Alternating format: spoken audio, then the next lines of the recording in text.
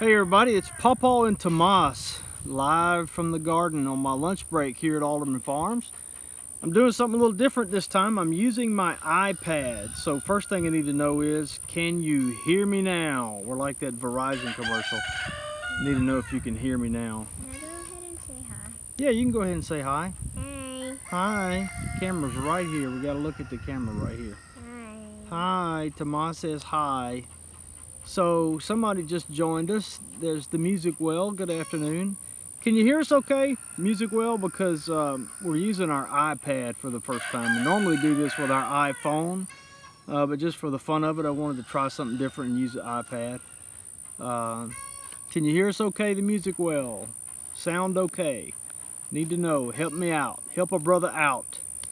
Let me know if you can hear me okay. Okay, good. Sounds clear. So, hey, Ma and Pa Park, Kentucky Homestead. All right, as is our normal procedure, we're going to kind of ignore the chat for a few minutes until I kind of show you what I wanted to show you in the garden.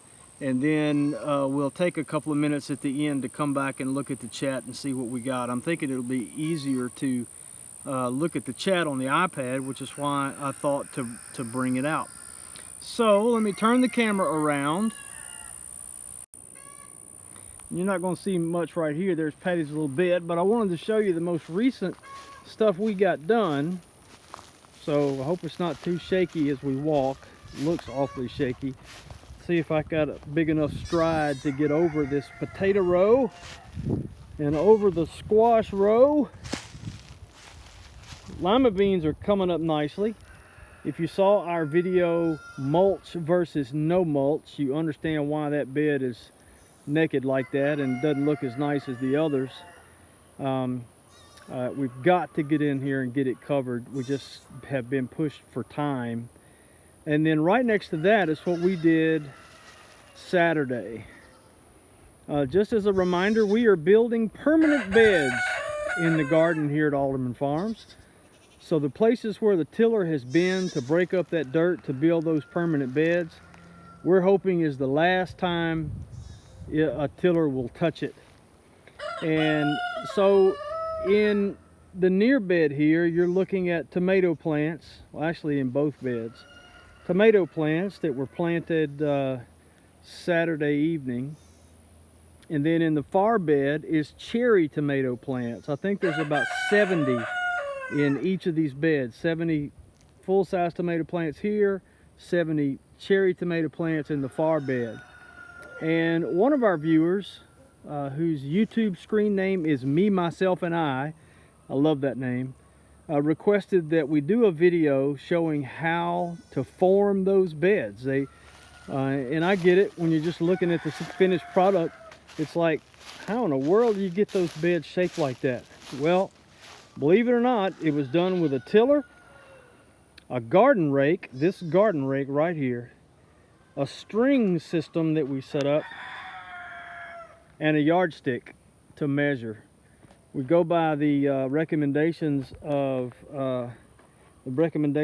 the dimensions found in the excellent book, The Market Gardener. Bed tops are 30 inches wide and they're spaced 18 inches apart. Just want to show you right quick that all of our grape vines appear to have survived. We knew this one had, and it's looking great. And this one's got growth on it, and so does the far one over there by that bucket. So again, viewer Me, Myself, and I asked that we do a video showing how to make those beds. And so I started to actually film myself. Oh, are you a puppy now? Mm-hmm. What a cute little puppy. I started to film myself Saturday building those two beds, and it occurred to me that we had been using the GoPro camera and had filmed all right, I don't know if this is a different video, if it reconnected. In the meantime, Patty had called and the incoming call broke the stream. So I don't know if this is a new stream.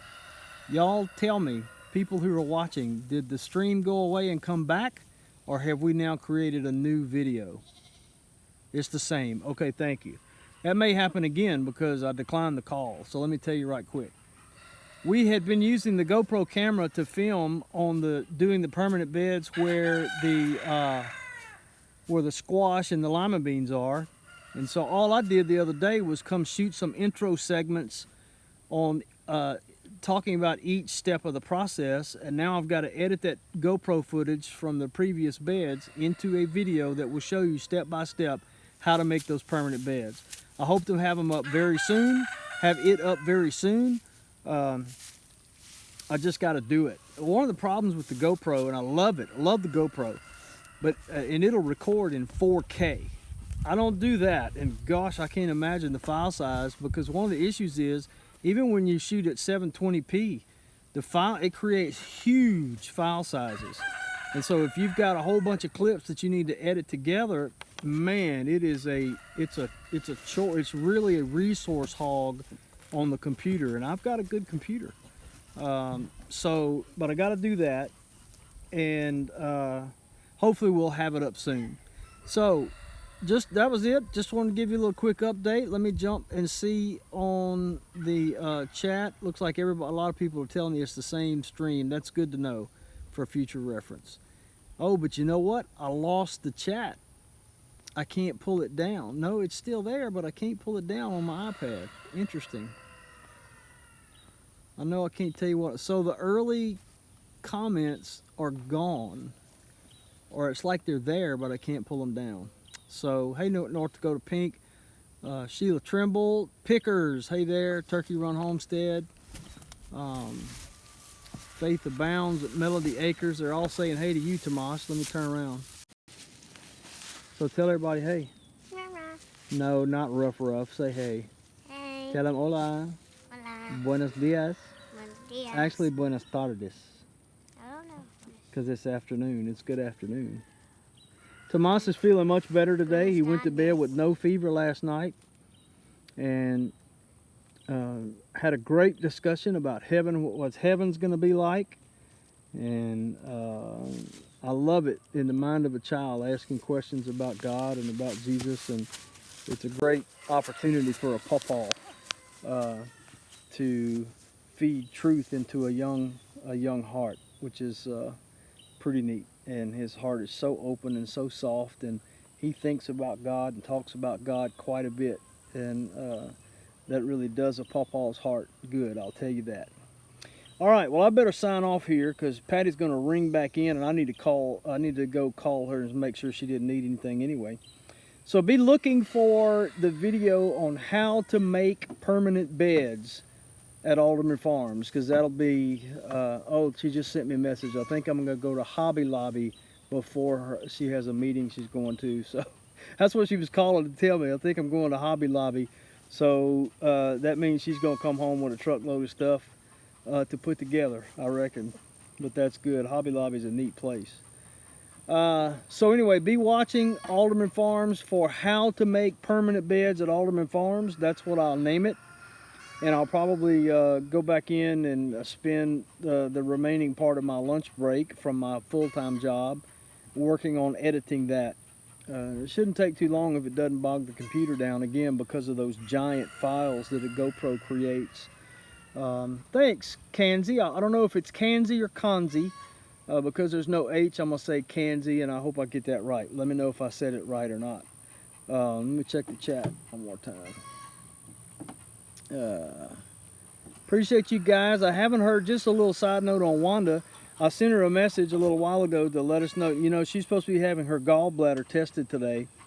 And sent her a little note to let us know how that goes and how she's feeling. Okay, it is Kanzi. See there? I thought so, because Kanzi would have been K-A-H-N-Z-E-E. So, you know, blind hog finds an acorn every now and then. In old Ojibwe language, Kanzi means old timer. Oh, well, I guess I need to get a t-shirt that says Kanzi on it. That's what my hair spells old timer too, I reckon. It is neat. I'd like to know some other, some more about that language. I love to read, or I can't read old languages, but I love to know about terminology from other languages. So some of them are so beautiful. So anyway, I see I got some little pigs out over by the barn, and Blue hadn't seen him yet. He's doing a great job of herding the pigs up. Doesn't try to hurt them. I mean, we're just really tickled with Blue.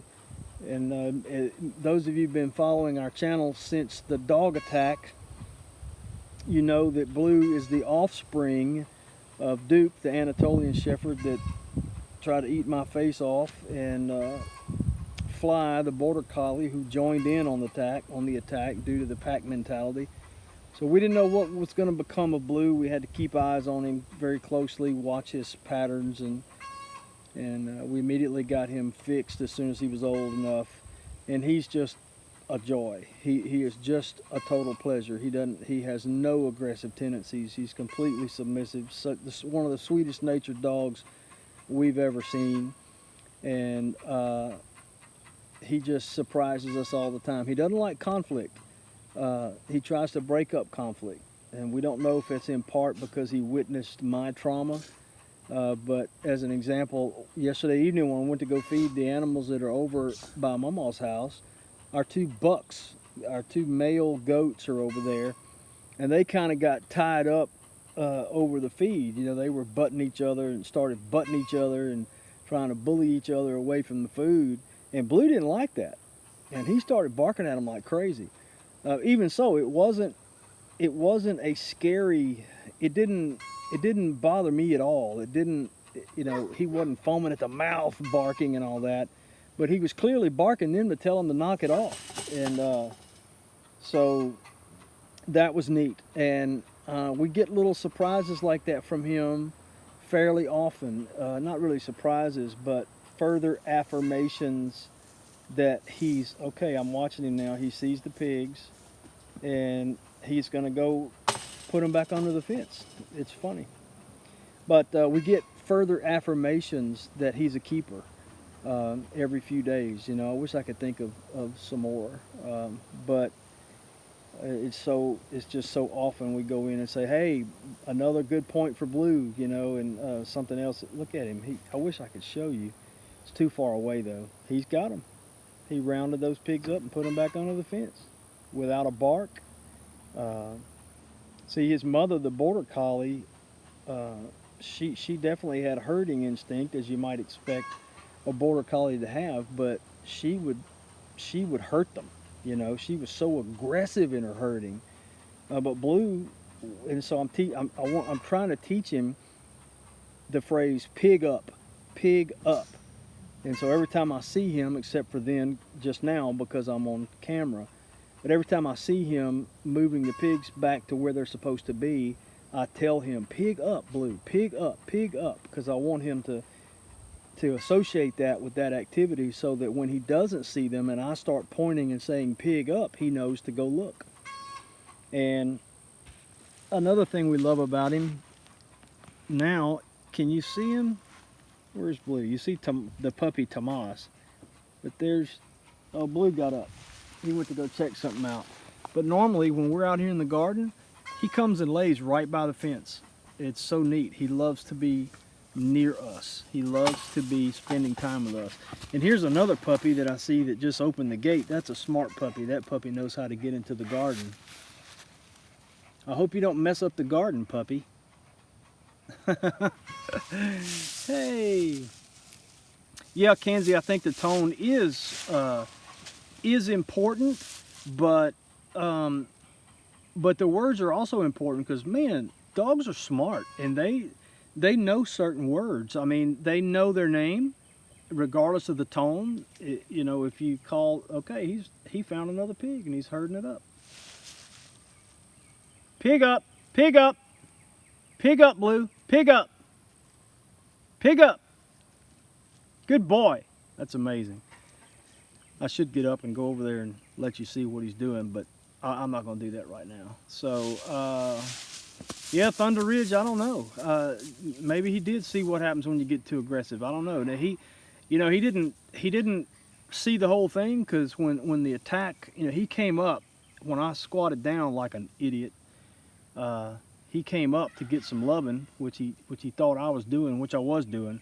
And when Duke launched his attack, he disappeared. Blue disappeared. I don't know where he went. No, where did I see that? North Dakota Pink, he won't get as large as Duke. He probably won't get much larger than he is now. Luckily, the Border Collie side tempers the largeness that comes from an Anatolian Shepherd. Bandana Grandma! It is a beautiful day. At least it is here. And so it must have been at your house too. That's so cool. It is a gorgeous day. I mean, there is not a cloud in the sky. Well, there is some wispy white clouds in the sky, but it doesn't look like any weather. Although I think we're supposed to have some weather tomorrow because Corey may be playing tennis this afternoon. I'm gonna have to miss that.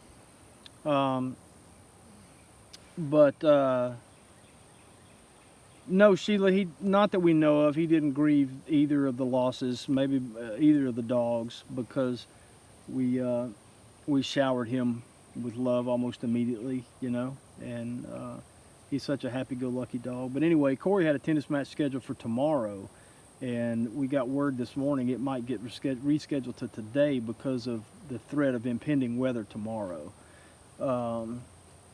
So it's an away tournament, and not tournament, but a match, and it's a team that they beat easily before. I know you can't ever assume that that'll happen again, but the good thing is the team doesn't assume that, so they'll be ready. But I hate that we have to miss it.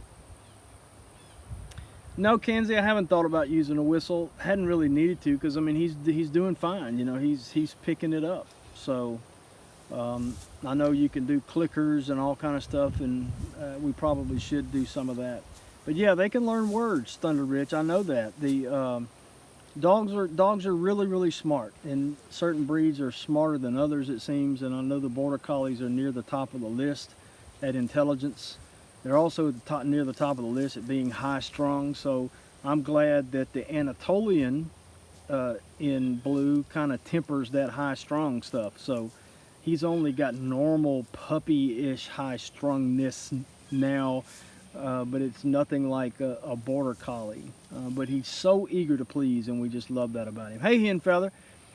So I really need to get off here and go start working on that video, how to make permanent beds at AldermanFarms, so I can get that uploaded for me, myself, and I. And no, I don't mean for me. I mean for our viewer, me, myself, and I, who specifically requested that I show how we formed up square beds of dirt with no wood on the sign of it. Hey, Time to Sew. Yep, my emotional scars are gone too. Time to Sew said the physical scars look well, but the emotional scars will be gone. Will be with me for a while, and the emotional scars are, you know, 99.9% gone too. Since we made the decision to tell Corey that he shot through my britches leg and but didn't hit me, which we knew didn't hit me. Since I made that decision, I hadn't had any more flashbacks. So funny how that works. I'll be talking about that more in a series that I'm going to eventually do on critical incident stress defusing and debriefing, how to get through traumatic events.